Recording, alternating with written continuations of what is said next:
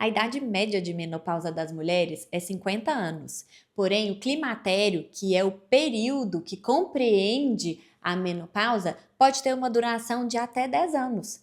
Ou seja, se você tem 40 anos ou se aproxima deles, é importante que você entenda o que está por vir. É isso que eu te explico no episódio de hoje.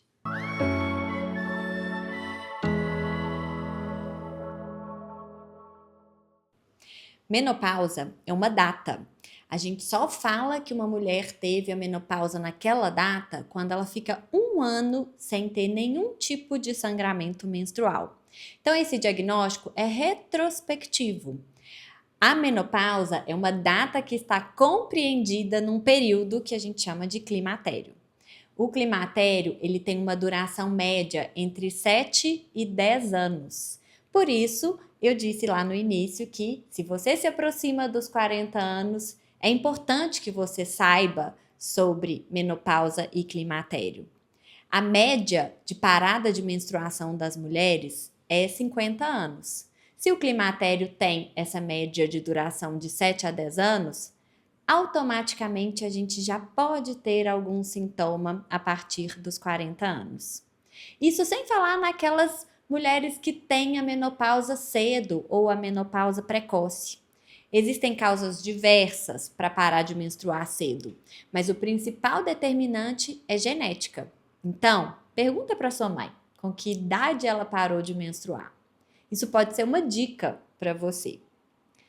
Mais para frente, não é menopausa precoce, mas você tem 40 anos e percebeu algumas alterações no seu corpo. 40 anos ou mais. Como que isso pode se repercutir? Como que isso pode transparecer no seu corpo, nos seus sintomas? Vamos lá. A cronologia, o tempo de instalação dos sintomas varia, mas o primeiro sinal que a gente costuma ver é uma alteração no intervalo entre os ciclos menstruais. Então, os ciclos começam a ficar mais curtos. Às vezes, você pode perceber que menstrua mais de uma vez por mês, ou aquele ciclo que era de 28 agora é de 27 dias. E junto com esse encurtamento do ciclo, tem uma alteração do fluxo menstrual. Então, aquele fluxo que era controlado passa a ser volumoso, ou o contrário, o fluxo reduz, muda de cor. Às vezes a gente pode ver pedaço, coágulo. Existe sim essa alteração no intervalo, no tempo e nas características do sangramento. Junto com essas alterações, existe também uma grande prevalência de distúrbios do sono. É o que a gente chama de despertar noturno sem causa.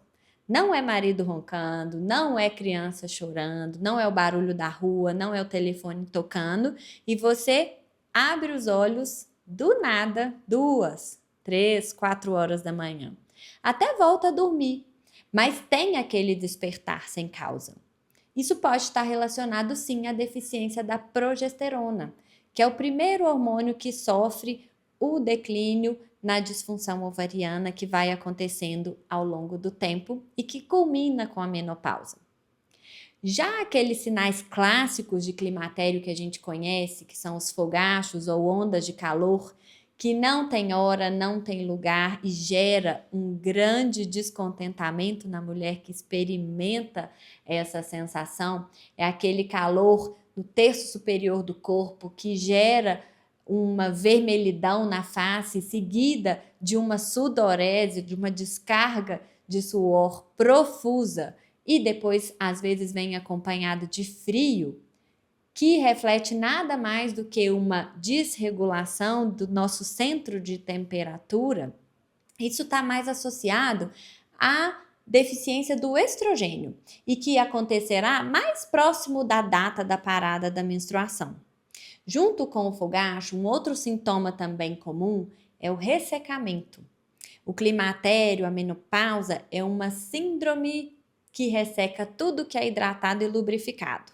Então a gente lembra da vagina, mas também qualquer outra mucosa, olho seco, boca seca, nariz E muitas mulheres também acordam com uma rigidez matinal de articulações. Isso também está relacionado à deficiência de estrogênio. Um terceiro ponto que está acontecendo e que muitas vezes você não sente é a desmineralização do osso. Com certeza você já ouviu falar que a mulher na pós-menopausa tem um risco aumentado de osteoporose e de fratura. E isso acontece porque o estrogênio é um hormônio formador de osso. Na ausência do estrogênio, esse osso vai se tornar menos forte, mais poroso, aumentando o risco de osteoporose e de fratura. Muitas vezes, a mulher vai ter o diagnóstico de osteoporose a partir de uma fratura, de um impacto mínimo. Por isso que é fundamental nessa fase cuidar da saúde músculo-esquelética, tanto do cálcio, da vitamina D, mas também do exercício, do equilíbrio, cuidar das medicações que você faz uso, se é uma medicação que pode baixar sua glicose, que pode baixar sua pressão ou que pode gerar um certo desequilíbrio, estar atento ao ajuste dessas medicações. Ainda sobre essa fase tão desafiadora que é o climatério, durante muito tempo ficou uma terra meio sem lei. Será que eu trato, que eu não trato? E se for tratar, quem vai tratar? Existem especialistas nessa área. O ginecologista é um profissional capacitado, o endocrinologista também é um profissional capacitado, mas é necessário que haja uma certa identificação com o profissional que vai te tratar. Por quê? Existe a terapia hormonal do climatério. O que é a terapia hormonal do climatério? É repor aquilo que te faz falta naquele momento da sua vida. Então, não há uma receita de bolo.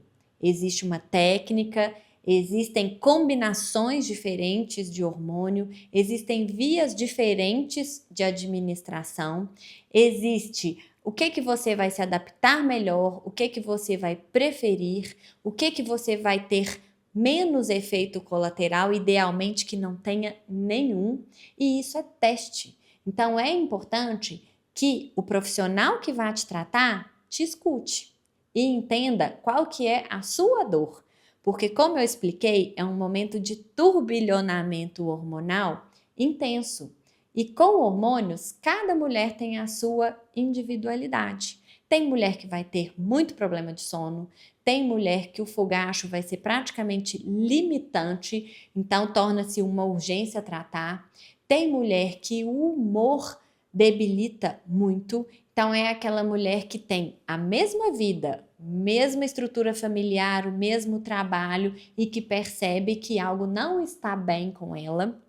Isso pode ser orgânico. Muitas vezes não é um tratamento antidepressivo. Às vezes é o ajuste dos seus hormônios que vai resolver o seu problema.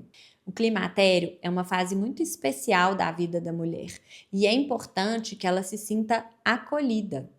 A terapia hormonal, quando não há contraindicações, ela deve ser oferecida para aquela mulher que tem sintomas, porque ela pode sim impactar diretamente na qualidade de vida.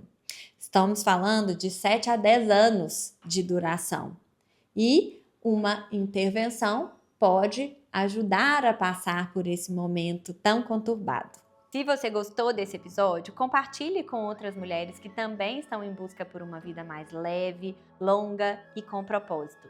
Aproveita também para seguir o podcast e explorar os outros temas já disponíveis lá. Tem muita conversa boa te esperando. E me conta o que você achou. Suas dúvidas, sugestões e temas que gostaria de ver por aqui fazem toda a diferença. Deixe seu comentário lá no Instagram ou na plataforma em que você estiver me ouvindo e até a próxima!